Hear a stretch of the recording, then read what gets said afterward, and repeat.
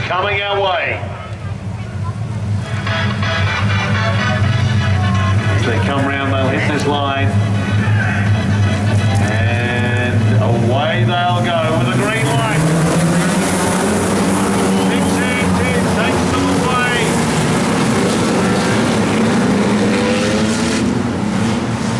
Cleanly out of turns 1 and 2. All of the cars.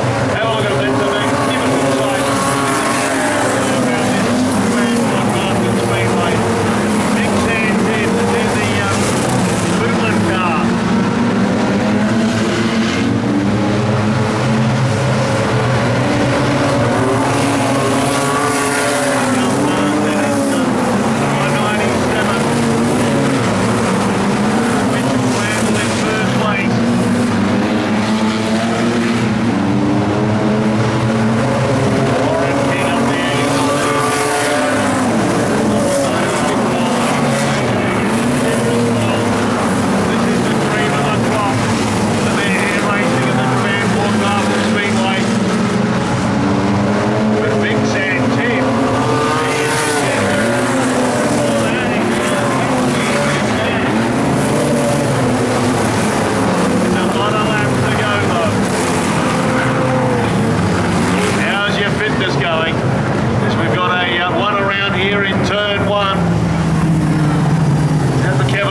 Car, I think. No, not Kevin Willis. 63 car, we think.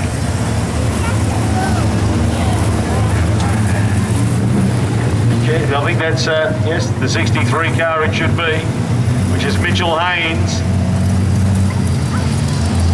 I don't think the padding lasted long. I don't think the padding lasted long.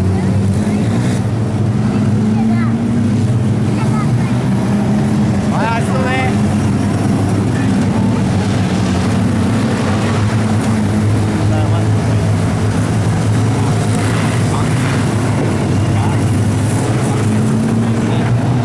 So we'll just form them up again.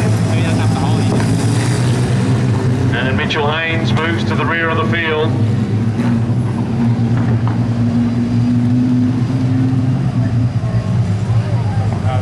Yeah, his features restarts.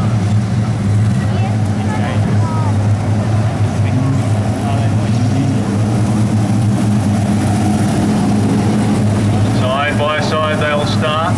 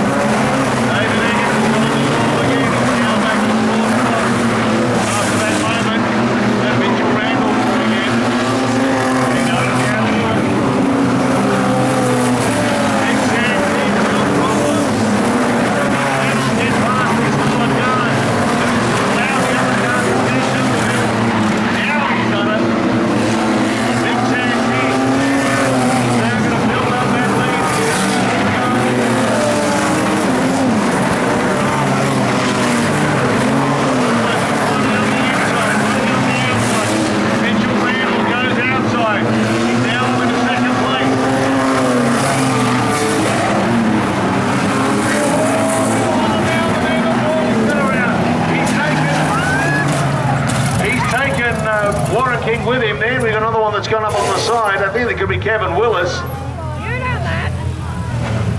It was Mitchell, was it? I think we got one blowing up over the back there. Yeah. That was a very, very nasty moment there.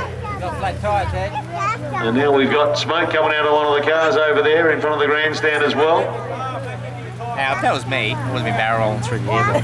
I'll let the steward sort that out, but Nathan Bortman went around in front of Warren King and took him with him. And the rest were just trying to avoid, and that's where it all went pear-shaped. But certainly for Mitchell Randall, was it Mitchell Haynes? Mitchell Haynes.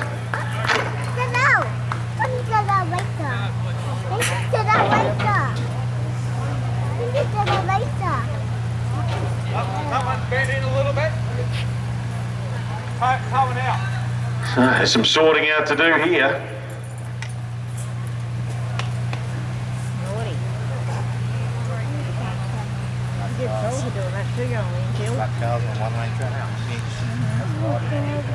Tony, did you see that from the infield? Well, I tell you, it all come to a crashing halt, didn't it? That was one hell of a race that was really shaping up. And well, I just saw a lot of cars going everywhere. I think Mitchell Haynes probably very lucky it wasn't a nastier accident than it was. Yeah, and it's all. It had nothing to do with the accident that originally caused the issue. They were all just trying to avoid. Yeah, well, I mean, they were motoring. They were clicking off some pretty quick laps. Gee, I saw David Eggins pull a couple of Butte outsiders up in that front pack. Mick Sandin, he had his head down, but he was getting caught in traffic too, Mick Sandin. They were all starting to close in on him. I'll just have a bit of a walk around here. Obviously the 63 car's not going anywhere. I don't seem to see a lot of other damage around the place. Pretty unfortunate Robbie Mazda's out. He's had a bit of an incident up the other end of the track that's taken him out. So at this point in time, it looks like the Haynes car and Robbie Mazda that are out. There's a few facing the wrong direction, but I can't see any bent one.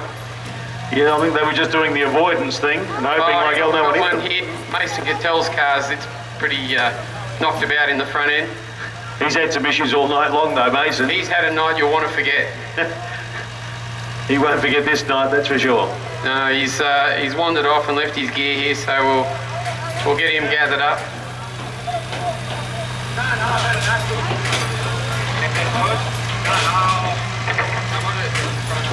Yeah, it looks like another front lift for Mason Cattell's car may roll, but they see what they can do. This track is in excellent condition down here. Having a wander around, it's starting to go what they call black, where the dirt takes on a look of bitumen. It does turn to a little bit of a one-line track when that's the case, but it's only a few brave ones like Mick Stanton, David Eggins, that'll go up onto that top part of the track and sort of fingers crossed that there's enough grip up there to get on with it. But it's quite a scene down here. There's race cars everywhere. Well, certainly David Eggins has managed it in this feature race. He managed to pass a couple of cars on the outside over a couple of laps. Unfortunately, he then had a moment while trying to do the third one, and it put him back a few spots. But you know, he knows there's a racetrack out there. Others should follow him.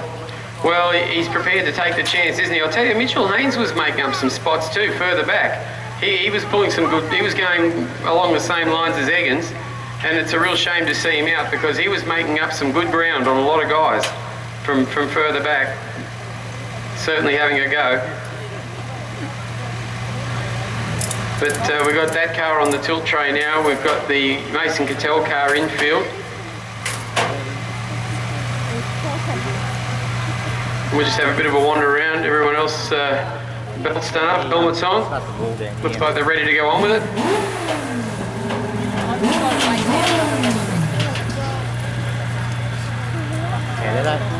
So,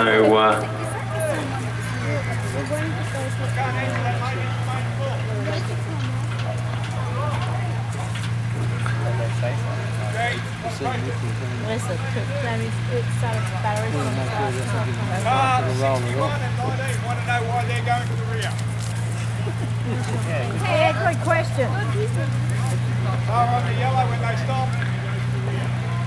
Go on the yellow when they stop.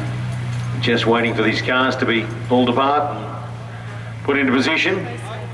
Most of them should be able to restart. They're saying they'll... I think because we've got such a, it's fair to say, a schmozzle of cars down here, it's going to take stewards a little bit of an effort to work out who's who at this restart.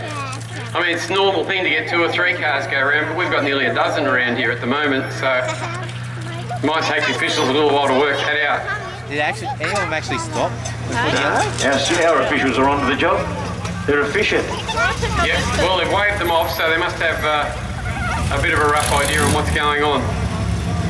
Now, there's one car over the other side there that is blowing more smoke than a man with a cigar.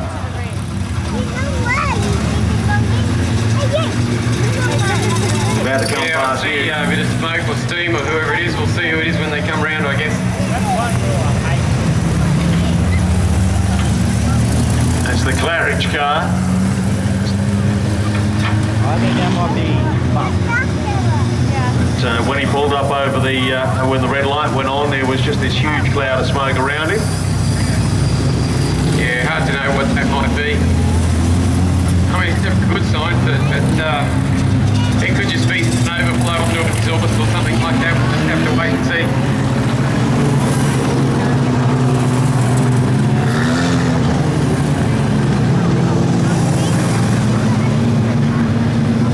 Well, Neil, we'll see if Mick Santin can pull this off. He's got 22 laps. They weren't even half distance.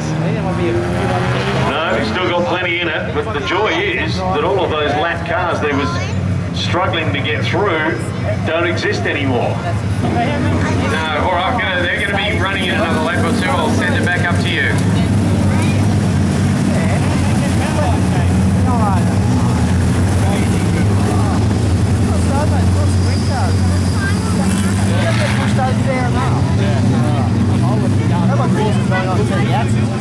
Yeah, so Mick Santin's got a clear track ahead of him and 22 laps to cover.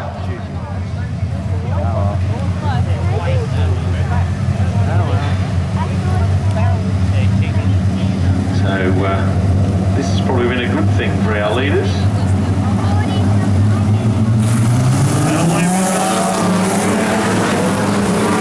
Mick Santin does a great start.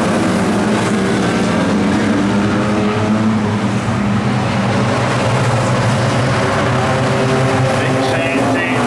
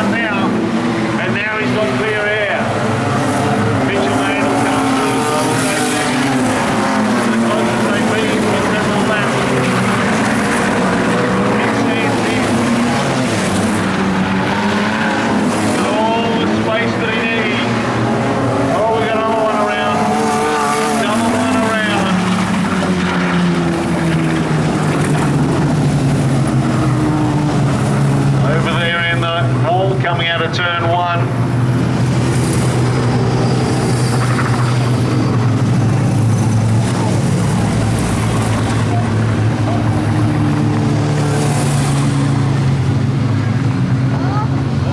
Okay, we'll have about 4 to go with this restart.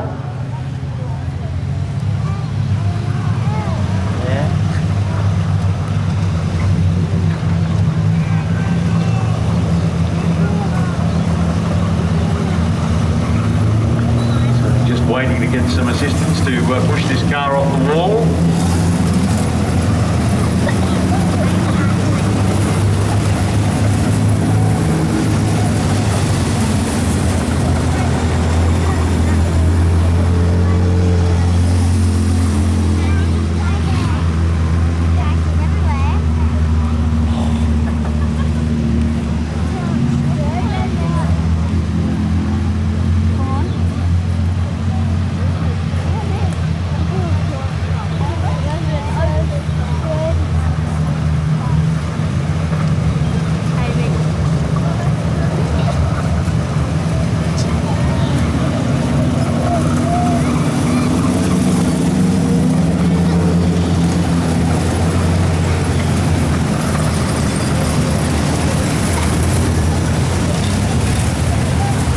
Just waiting for the tilt tray to move over and this car off the wall. I think he caught the end of that Boy, one, didn't what he? a race. As we've said all night long, we've said all season long, the wingless sprints are such a close division that anyone at 12 could have got towards the pointy end of this race. And they've just been exceptionally quick and exceptionally entertaining, the wingless sprints. Daddy, look, Kate's got a big belly. And this one ain't over yet. Dad, look, Kate's got a big belly. Daddy, Kate's got a big belly. What is Kevin doing? What is he doing? Kevin Willis.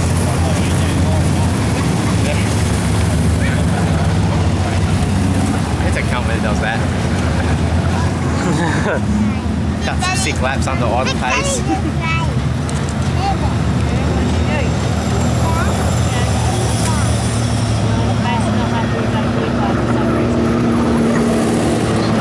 Tilt tray doing its thing, and it'll get that car on there as quickly as possible. To the tyres. And then we'll have a 4-lap dash. Mick Santin again will see clear light from that front. He's got to get that start nailed right though. Under the yellow. And the race could be his.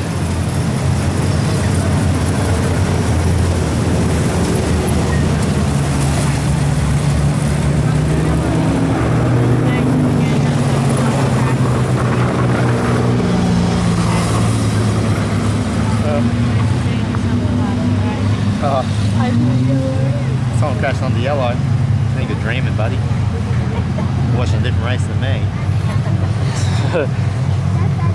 Which one? Which one? Didn't even feel this in.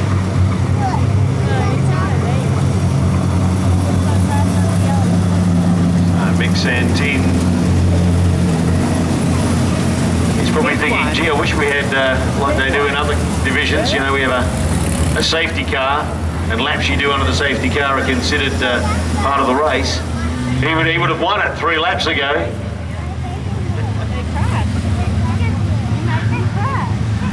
And of course, with Mick recently running out of fuel in one event, he'd be thinking, I didn't need to do these extra laps.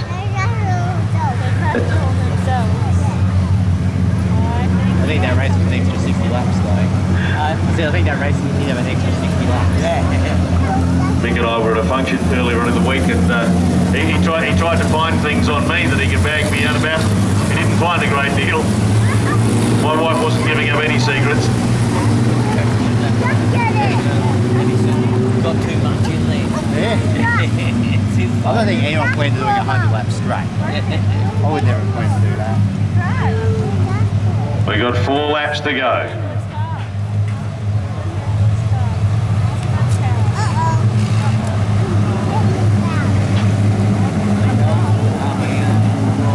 Restart coming.